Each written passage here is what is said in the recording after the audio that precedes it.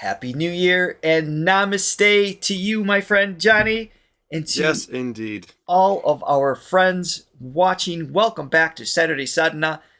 Today we're going to dive a little bit further into Drupad, which is Drupad. another branch of Indian classical music we just discovered. So I have some notes. Here is the thumbnail on Darbar, and we're going to be watching Pandit Uday Bhawalkar is a disciple of the Gar lineage and a leading Drupad vocalist today. And Sukhvinder Singh Pinky is a famous tabla and jori, Jori player, which is an instrument that sounds similar to the pakawaj. We just learned this. That's the drum that's similar to tabla, but it's bigger. Yes. But it's not the one in Carnatic music, name. but looks similar to the tabla, yes. In this video, Pandit Uday is performing Raag Bhimpalasi, which is an important afternoon raga that has a pleasant mood with a touch of devotion, peace, and love. This already sounds amazing. Mm-hmm. Bhimpalasi uses 5 notes in the ascending, skipping the second and sixth, which would be the re and da, I believe. Okay. And uses all 7 notes in the descending. Okay. The singing is made of improvised, meaningless letters and words. We learned about that last time, like the Nantam Anuja discussed in last week's lesson. Right. Okay, I'm excited to hear this. I am too. Before we get going, if you haven't already, please hit the like and subscribe button and ring that bell so you always know what is going on with our channel. I always look forward to these performances because I don't often get a chance to do my morning meditation, and this is great because I can work and meditate at the same time, so it's perfect. Killing 2 birds with 1 balance. stone. So, yeah. Truly balanced. Here we are. It's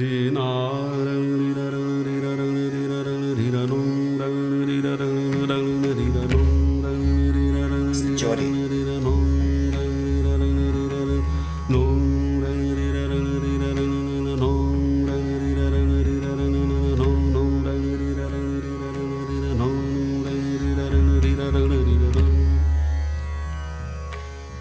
The pulsation, really hypnotic.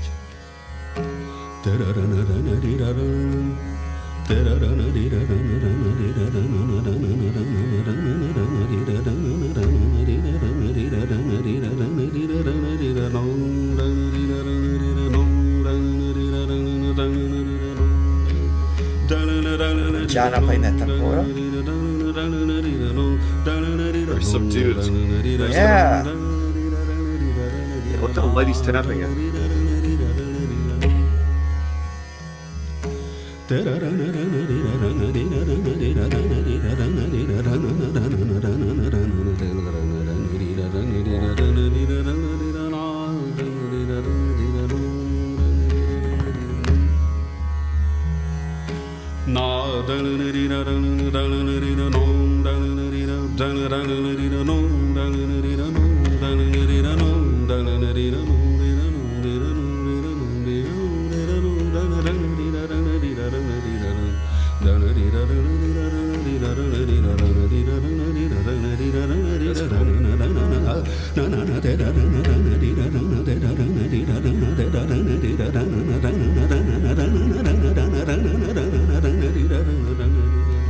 Ooh.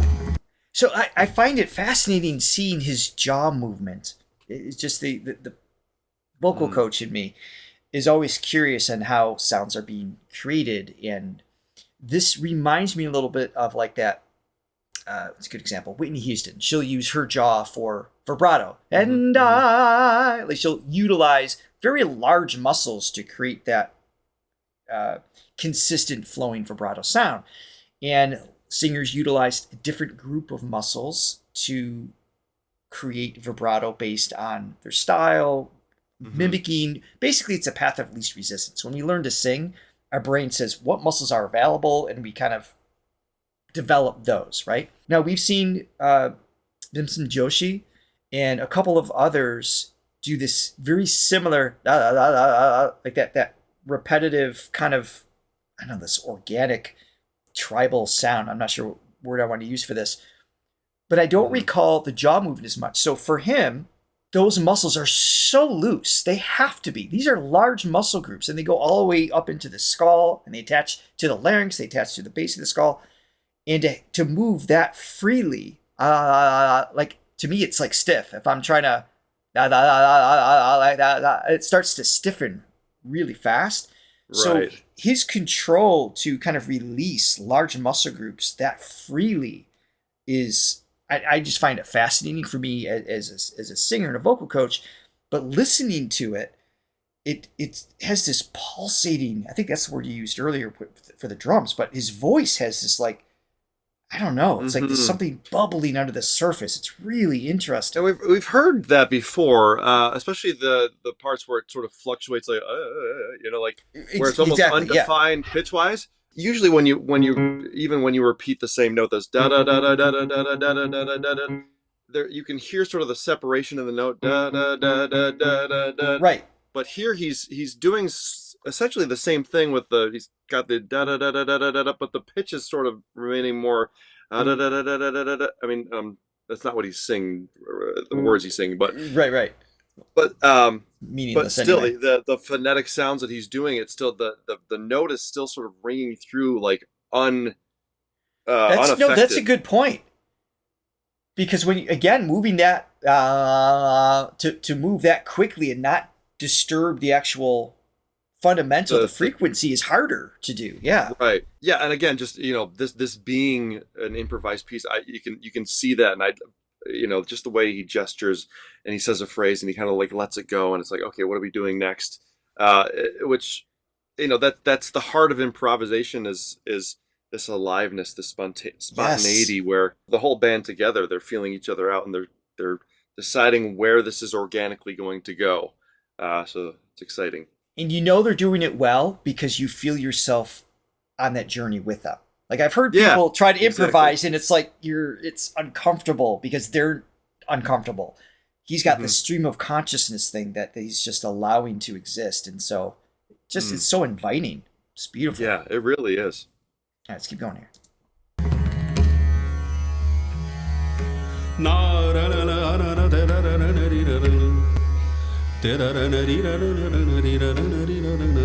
His whole body's into it.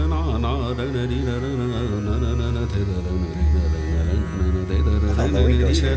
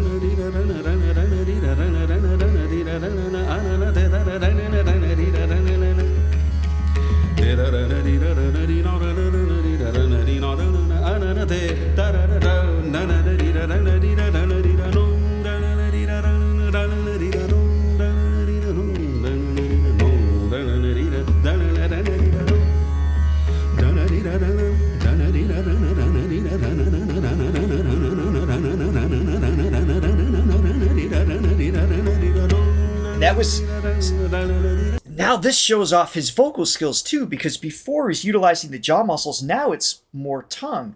I know the formant is different. He's relying on the tip of the tongue in a different way than the formation of the sounds he did earlier, but still have that absolute, like, maintain that pitch you were talking about, and now using a different group of muscles shows the independence of breath control and pitch muscles here, completely free up here, that allows him to do essentially gibberish. Now he can do whatever he wants without interfering with the balance below. Right. And that takes just an enormous amount of practice and skill, and just you just have to be a master of the craft. These sounds awesome. Yeah, absolutely.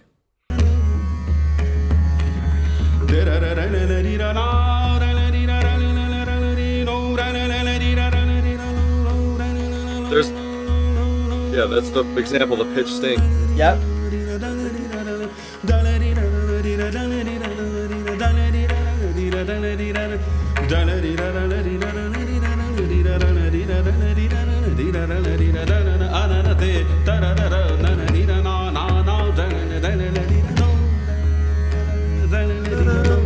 Ah, dynamics there.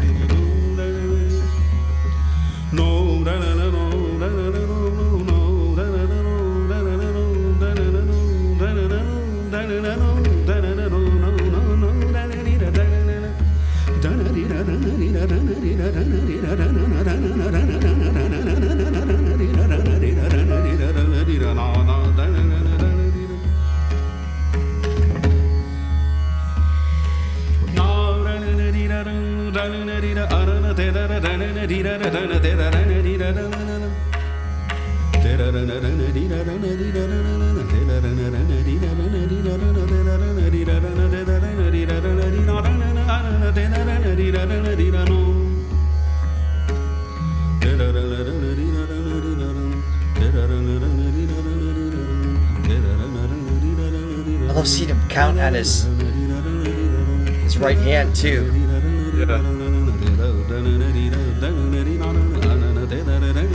It's got to be difficult to count on a 137 beat cycle. I have no idea how many cycles this is. I don't know where we are. I just noticed that movement as the brain independence is crazy with Indian classical music, because when you're keeping that rhythm, it's not like just tapping your foot. 1, 2, right? You're actually have an awareness, a conscious awareness of where you are in the cycle, and then singing improvisationally on top. I mean, the multitasking here.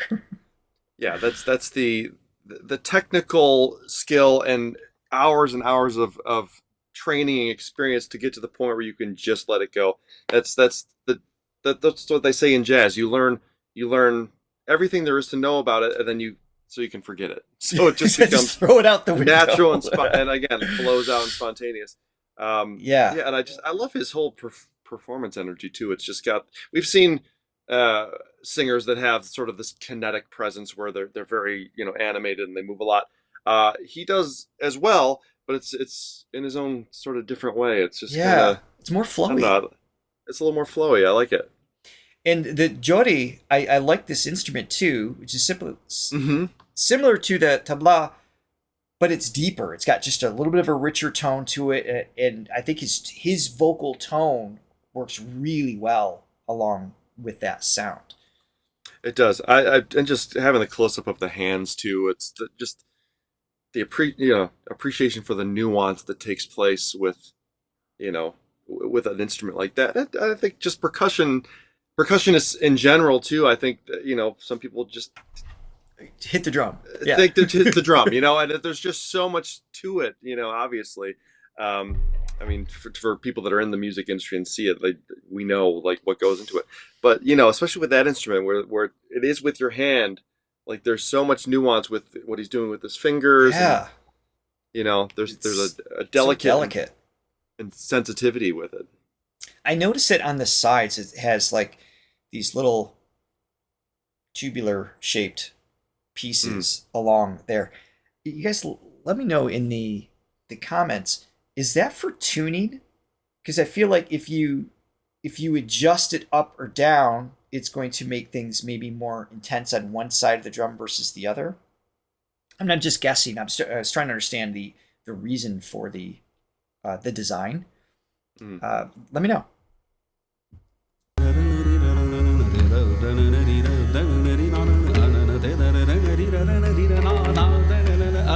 You see them along the side? Those little... Yeah,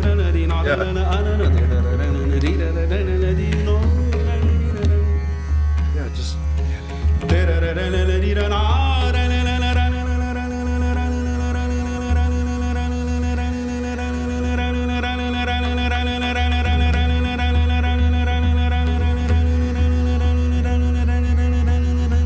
The volume swells with that.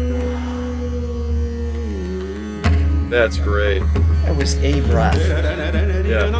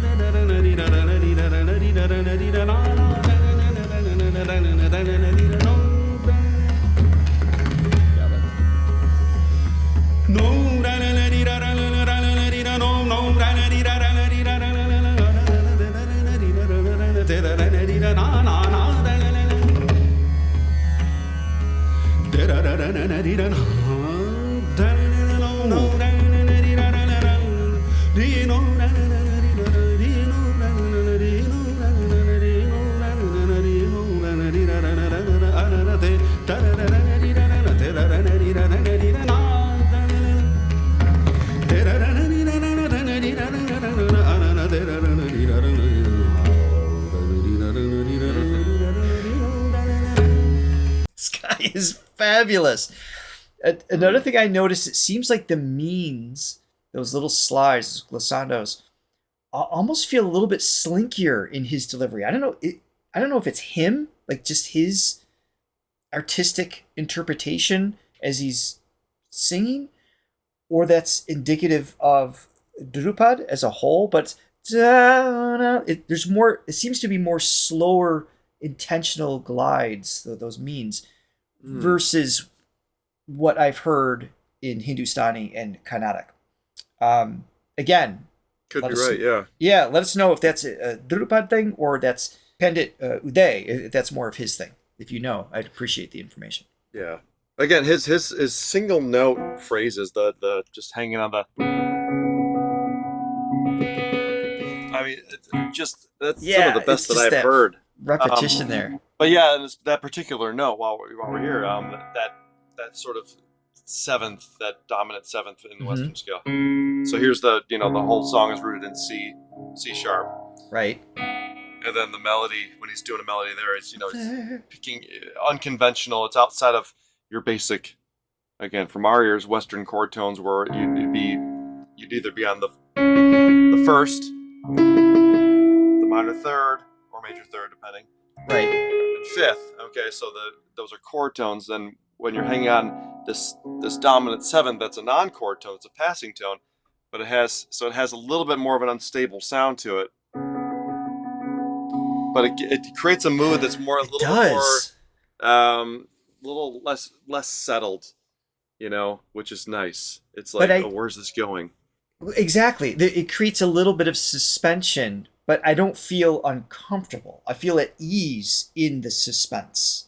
Yeah, unsettled is not the right word. It's just, it gives a mysterious quality to it or something. That's the right word. It's mysterious. A little less, like a bow. Like, oh, here we are, right home. It's just like, where's this going? Where are we? Is this happy? Is it sad? Is it, yeah. It's mysterious. Great. I love things like that. There it is.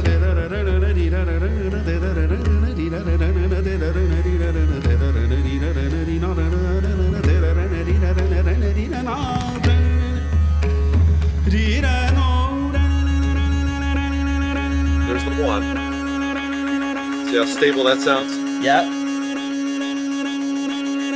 How stable is his performance?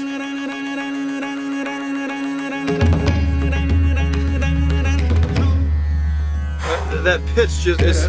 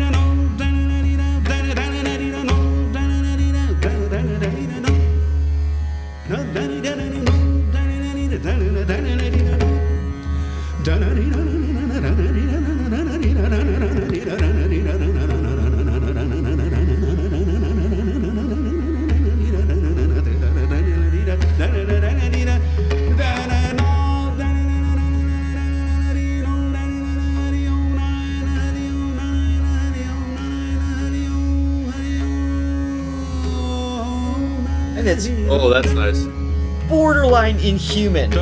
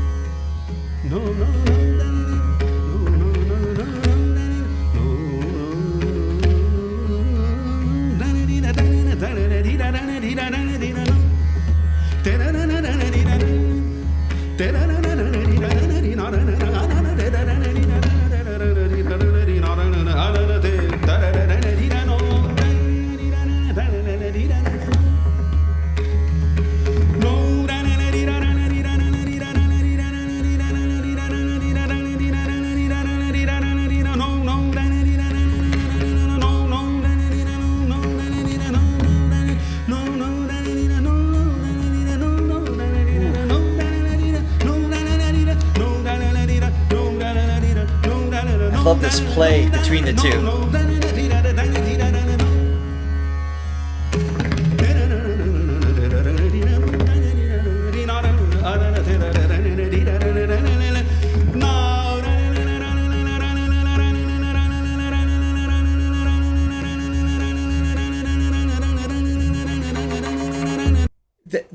I'll back up a second. Where are we? Yeah, the interplay between the two of them is really something. So it's C sharp. Yeah. So this is an equal tempered instrument, but so that's like. But I was checking. He's actually, a lot of those notes he's singing are equal tempered. I'm not hearing a lot of shrutis. Oh, okay. I was wondering. Those notes. So I was matching those up, and they do.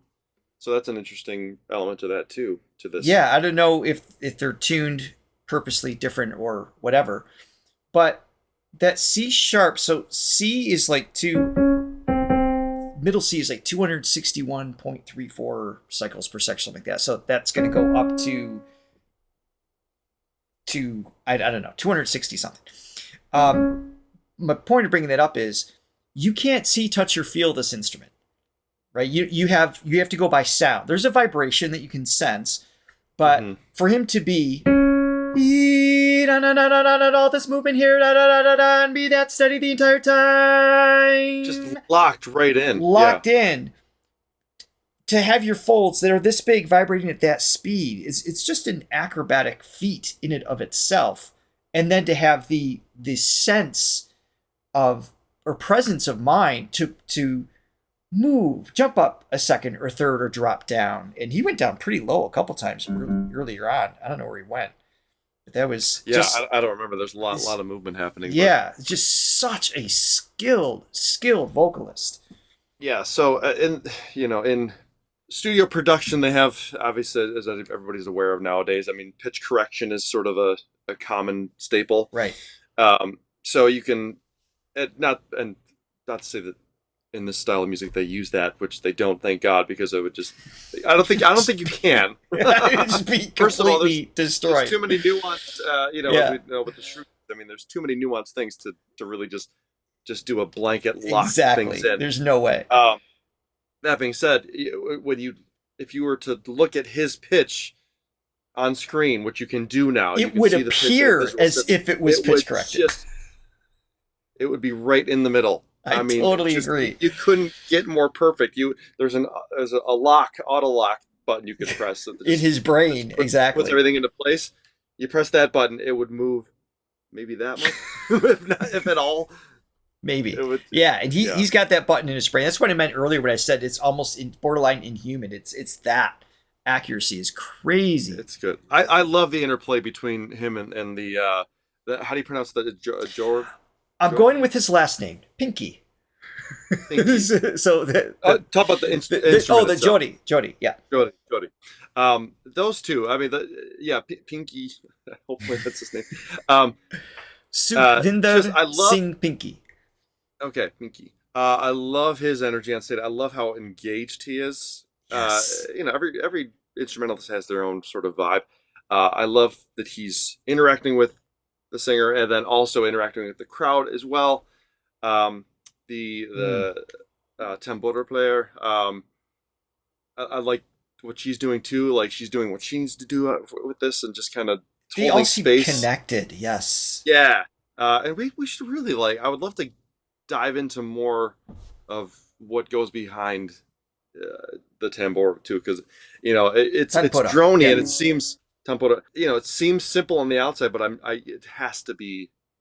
There's got to be. Yeah, they don't have just complexities to some it to random kid come up and play it. It's Yeah, gotta be- exactly. but we don't know the intricacies of that.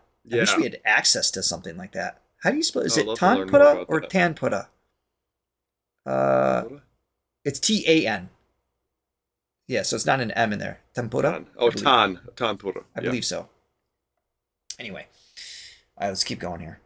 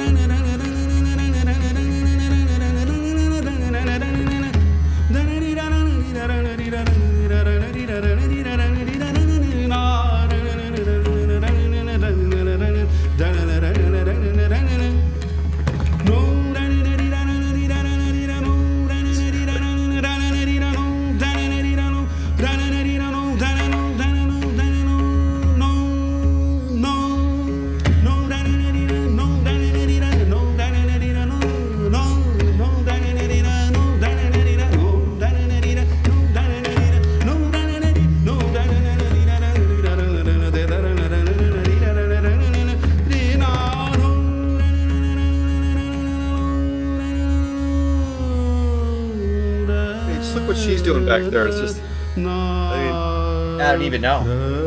yeah.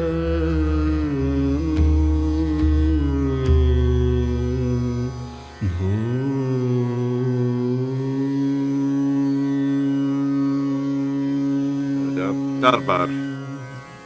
Wow.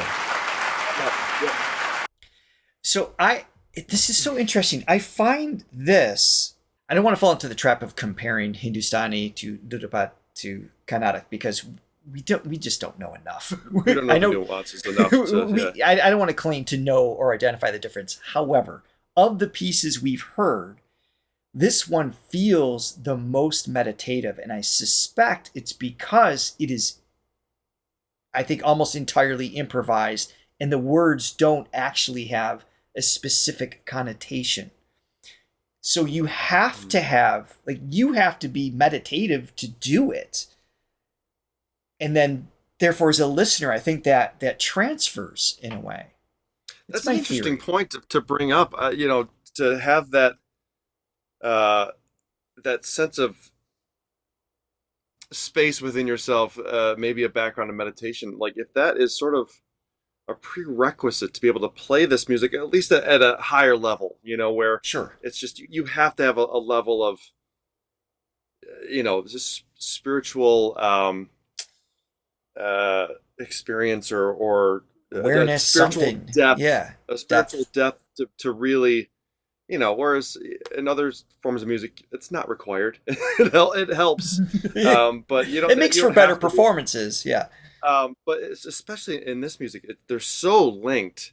It's just like I just wonder if that's sort of, not that you take a written test on it before you can play your instrument, but it just seems like it sort of is a necessity to be able to really execute this music to the place it needs to be, because you have to be so present and so like in tune with what's happening at a deeper level.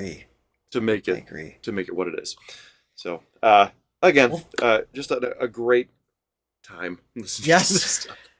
Thank you. Always time well spent. Hopefully you guys enjoyed this as well. Please let us know in the comments what you thought. I appreciate answering some of the questions that we threw out there.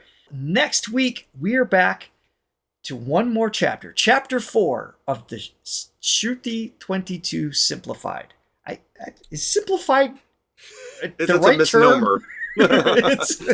I don't think that's the right speaking, word. Possibly simplified, yes. But we have a part 1, part 2 of chapter 4, so we're gonna get some more demonstrations of what Yeah, we've been I learning. So I'm love it. excited for that as well. It's been a lot of fun.